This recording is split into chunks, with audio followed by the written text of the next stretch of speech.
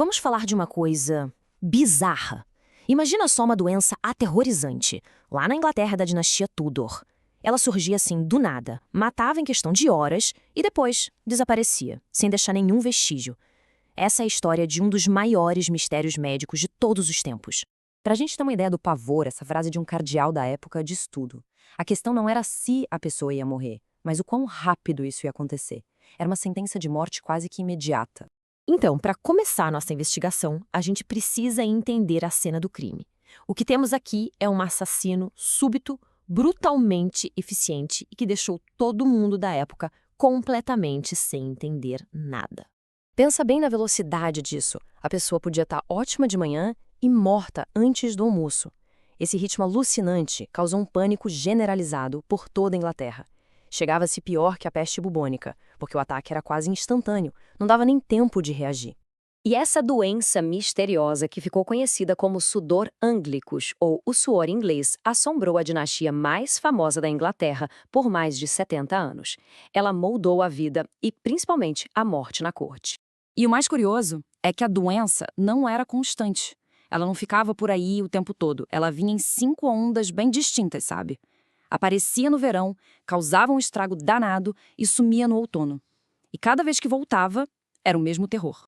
E quando a gente fala em estrago, olha esse número. Só na primeira onda, em 1475, acredita-se que 15 mil pessoas morreram em Londres em apenas 6 semanas. Isso era tipo quase 1/3 da população da cidade na época. É muita gente. Isso aqui mostra que ninguém estava salvo, nem mesmo o rei. O Henrique VIII, uma das figuras mais poderosas do mundo, vivia fugindo, com tanto medo que, dizem, dormia cada noite num lugar diferente. Pensa no nível do pavor. Se nem o rei estava seguro, quem estaria? A doença chegou bem no círculo íntimo do rei. A Ana Bolena, que viria a ser rainha, pegou a doença e sobreviveu por muito pouco. Já o cunhado dela, William Carey, não teve a mesma sorte.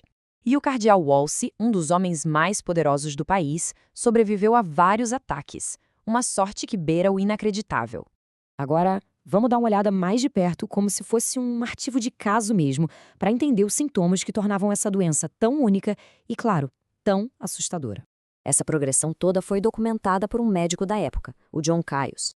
Começava com um medo, um pavor inexplicável. Daí vinham dores terríveis, como se os ossos estivessem quebrando. E então, o sintoma principal que deu nome à doença. Um suor, mas um suor tão intenso que encharcava tudo. A etapa final era uma sonolência que não dava para resistir. E todo mundo sabia. Se a pessoa dormisse, ela não acordava mais. Bom, como a doença desapareceu há quase 500 anos, tudo que a gente tem hoje são teorias. Então vamos examinar os principais suspeitos nesse mistério que já dura séculos. A grande pergunta é essa. Que tipo de patógeno, que tipo de agente causador poderia provocar sintomas tão bizarros e matar tão rápido assim? Essa tabela aqui ajuda a gente a visualizar a doença do suor comparada com as duas principais teorias modernas. Olha só a semelhança com o hantavírus, principalmente no início súbito, na febre, nas dores e nos problemas para respirar. A gripe também bate com alguns pontos, mas aquele suor extremo e a morte em poucas horas, isso não encaixa tão bem, né? A teoria do hantavírus é a principal suspeita hoje em dia. A Inglaterra daquela época era infestada de roedores e a poeira das fezes secas deles podia ser inalada facilmente, principalmente em lugares que guardavam muito grão. Os sintomas são, de fato, muito, muito parecidos. A outra grande possibilidade é uma forma de gripe super agressiva. A gente sabe que a gripe pode começar de repente e causar dores fortes. O que complica essa teoria é o suor exagerado e a falta de sintomas que a gente geralmente associa com a gripe, como tosse, por exemplo. Por isso, muitos especialistas acham menos provável. Outros suspeitos já foram considerados ao longo dos anos, sabe? Tipo o antraz, que até poderia explicar a rapidez da morte. Mas as outras teorias geralmente não conseguem explicar o conjunto completo dos sintomas que foram descritos. E isso nos leva ao maior mistério de todos. O vírus não foi combatido, não foi erradicado, não encontraram uma cura. Ele simplesmente foi embora. Depois da 5ª e última onda, pronto, acabou. A doença sumiu para sempre. 70 anos de puro terror que terminaram de um jeito tão abrupto quanto começaram, deixando para trás só medo e um monte de perguntas sem resposta. Essa pergunta de US$ 1 milhão, né? A pergunta que até hoje assombra historiadores e cientistas. Como é que um assassino tão eficiente simplesmente para de agir? Existem várias hipóteses. Talvez o vírus tenha evoluído, se transformado em algo mais leve, ou quem sabe mudanças no ambiente, no clima, tornaram a vida dele mais difícil. Outra possibilidade é a melhora, mesmo que lenta, na higiene, ou até que a população tenha desenvolvido imunidade. Mas a verdade é que ninguém sabe ao certo. O caso continua em aberto. E fica aqui uma reflexão final.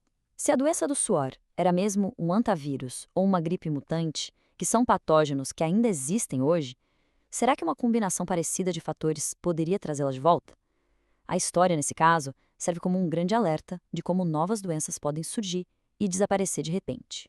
E agora a gente quer saber a opinião de quem está assistindo. O que vocês acham que aconteceu? Foi antavírus, uma super gripe ou alguma coisa totalmente diferente?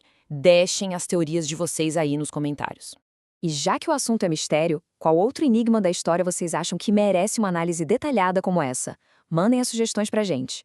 Para continuar desvendando o passado com a gente, não se esqueçam de se inscrever no canal. A gente se vê na próxima.